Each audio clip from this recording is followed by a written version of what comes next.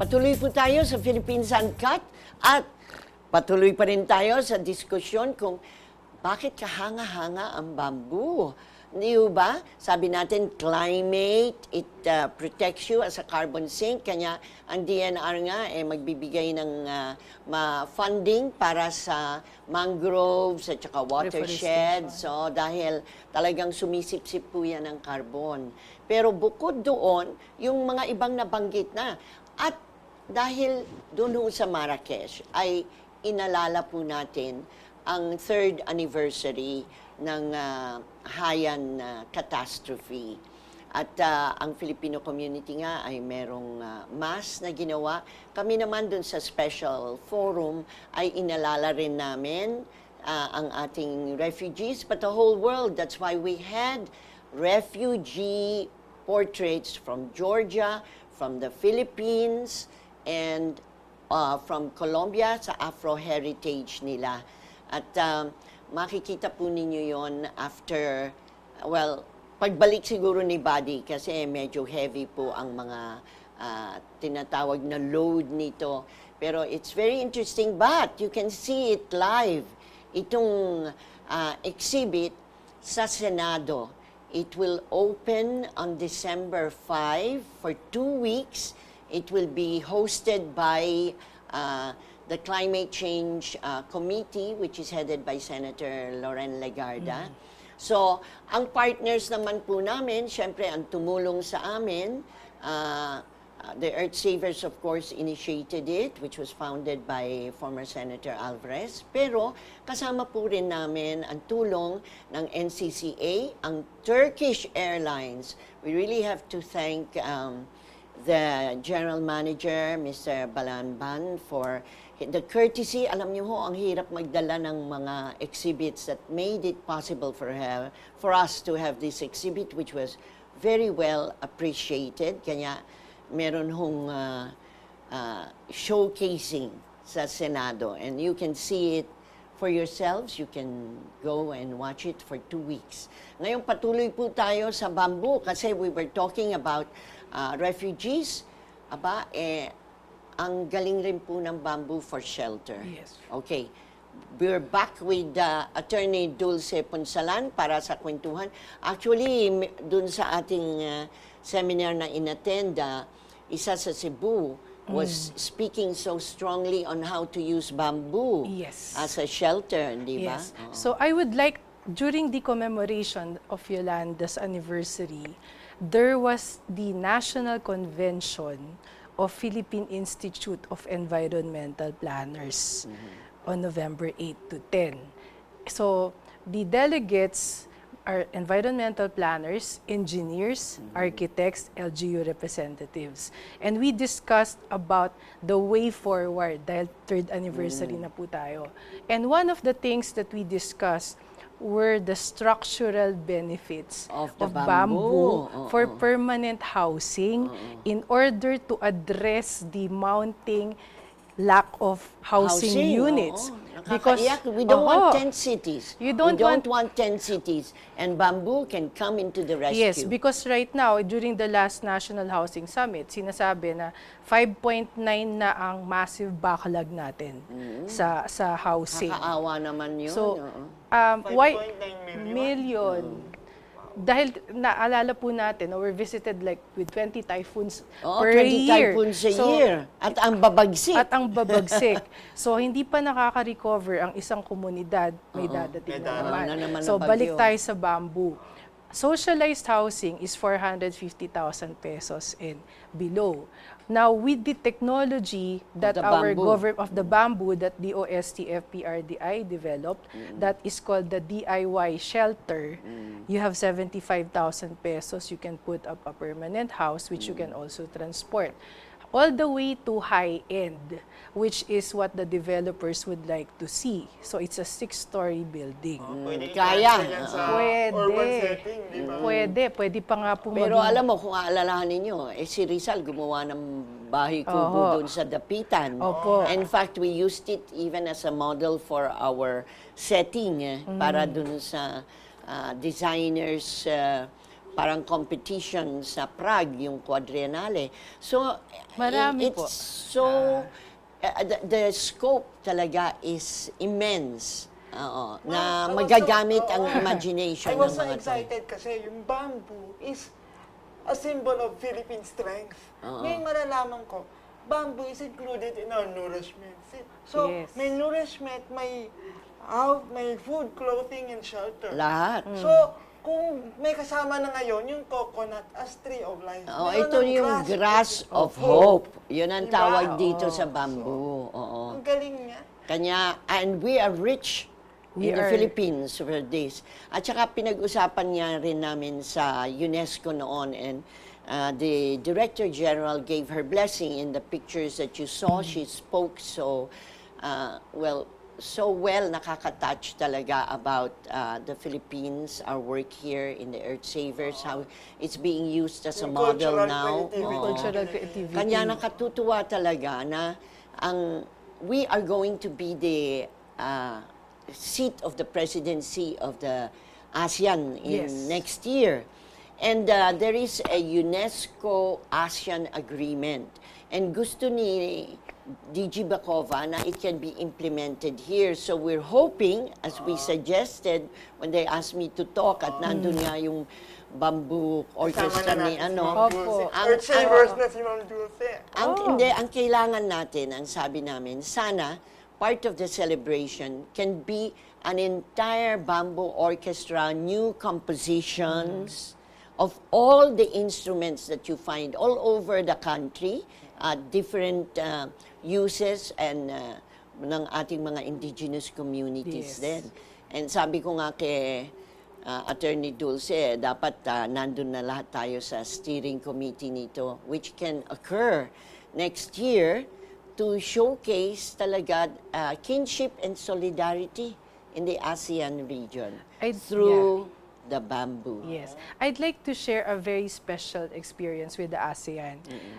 Ang Kawayan 7, which is the modern bamboo band who performed in the Climate Consciousness Week.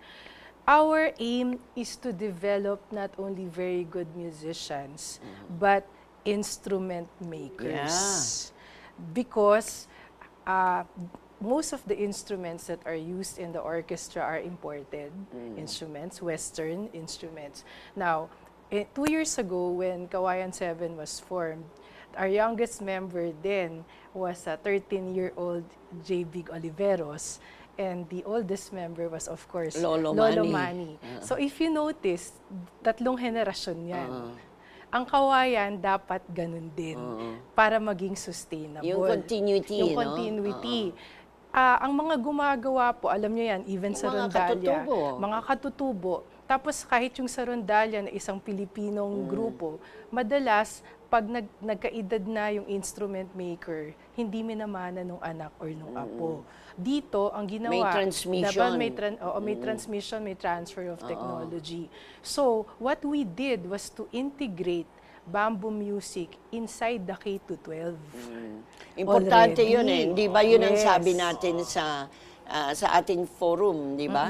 We said it must be talaga used, not just even in the curriculum, but also as lifelong learning. As lifelong Paano yung mga out-of-school youth? Kaya ang suggestion ko, i-adapt ng TESDA ito. Yes.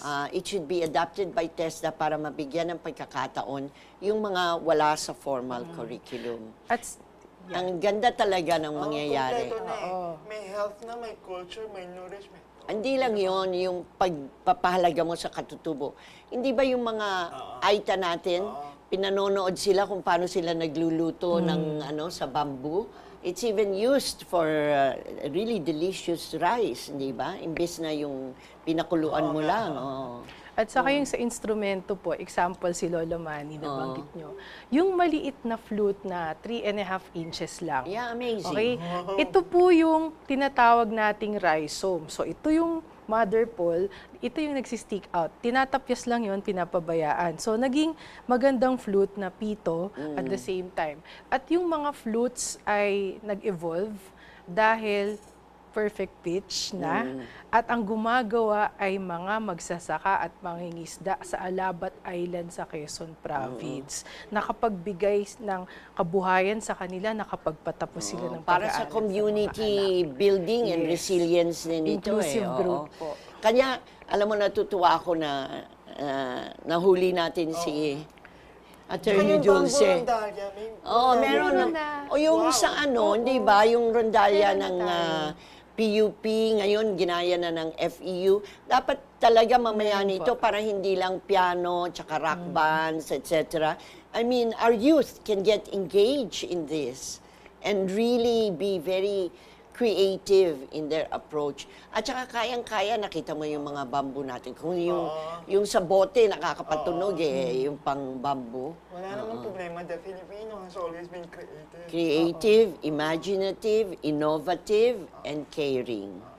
Yes. Mm. At, yeah. Ano pa ngayon ang pag-uusapan natin dahil maganda na itong plano natin, maybe during UNESCO International Arts Education Week, magaganap na itong ganitong ASEAN plan natin of collaboration and saka original compositions, hindi ba?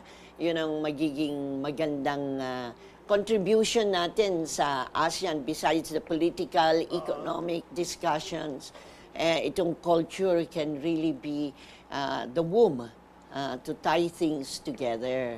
Ma'am, nakikita ko nga po ngayon, cultural caregiver na rin si Ma'am Dulce. Oh, they are. Because they work with the community. Yes. Community-based ang kanilang Lahat po, effort. community-based. And it's basically to provide livelihood. No?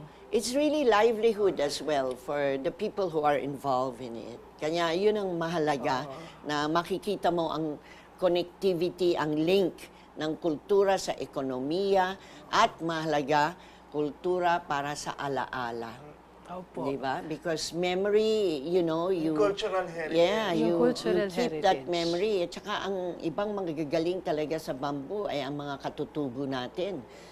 Katutubo, Luzon, Visayas, and Mindanao, they're very adept with the use of bamboo.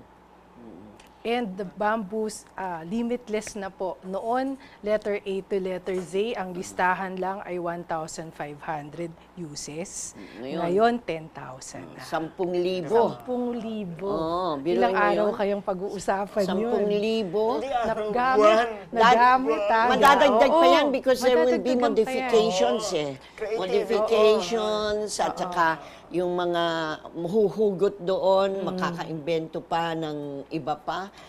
Magugulat ka talaga. At tayo rin naman, nakita natin ang influence among ASEAN, ano? Yung ginagamit ng mga Indonesian, ginagamit na rin natin. Yes. May angklung orchestras Opo. na rin tayo. Meron. So, yun ang maganda na among our region, we get together.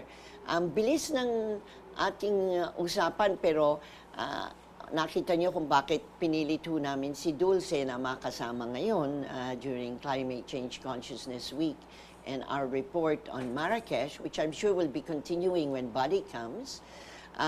Naisang po rin namin na batiin dahil hindi lang siya ambassador of bamboo, no? Bamboo ambassador, ang mahalaga ay kinilala naman ang kanilang may award naman sila, di ba? Opo, yung that is for 3 the years, food. 3 years ago. Yes, the being a musician is another recognition Award, pa oo. rin. Opo. Pero Opo, yun opo. nabanggit nga noon ni Senator Alvarez yung innovation ninyo, and he was proud to give the award to you from the business sector. Yes, and the one that's connected to UNDP. So, Phil Bamboo was first recognized in, of course, the BAM Snacks in Shanghai. And then we also won the Philippine Business for Social Progress, Business and Development, and the Triple Bottom Line Award of the Foundations for Sustainable Society. Then, in 2015, UNDP was one of the nominees. Phil Bamboo was one of the nominees for the UNDP Equator Prize. Ayun. Okay. So, papalakpakan natin ang initiatives on bamboo that are being undertaken by the group of Attorney Dulce Punsalan. Samantala naman po, paalala namin, there's going to be an exhibit on refugees at the Senate. And the poet there is a handicapable artist. He's a cerebral palsy.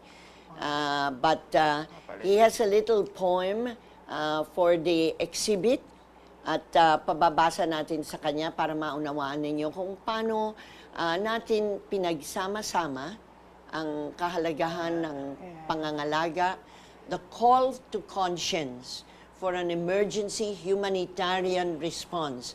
And President Duterte, in fact, in Lima, had mentioned, kaya sabi ko, tama-tama ang exhibit namin dahil nanawagan siya or he gave open hospitality invitation, meaning to say, bukas ang pinto ng Pilipinas sa mga refugees, which it has always been.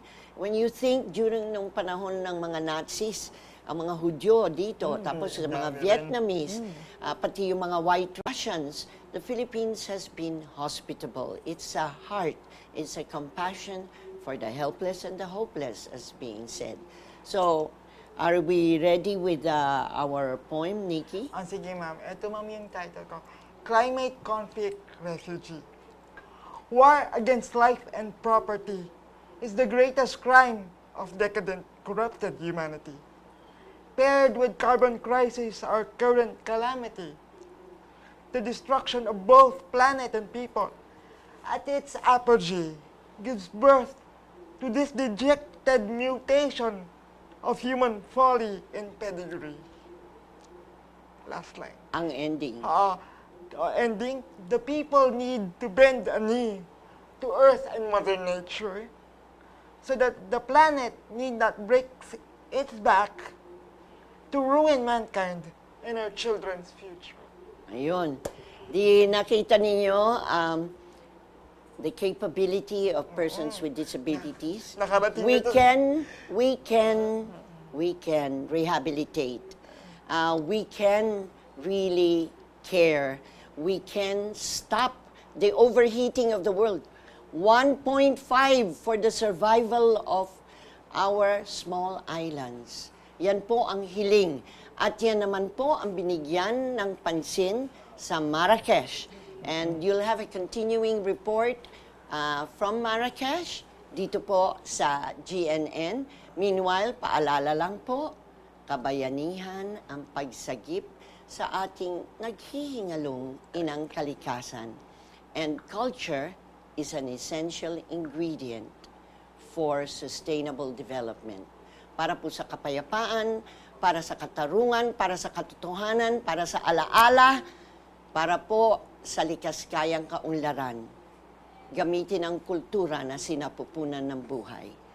Thank you for joining us here at Philippines Uncut. See you again when we substitute for Buddy, who has diplomatic functions somewhere else, traipsing around the world. Thank you and good night. God bless us all. Mabuhay!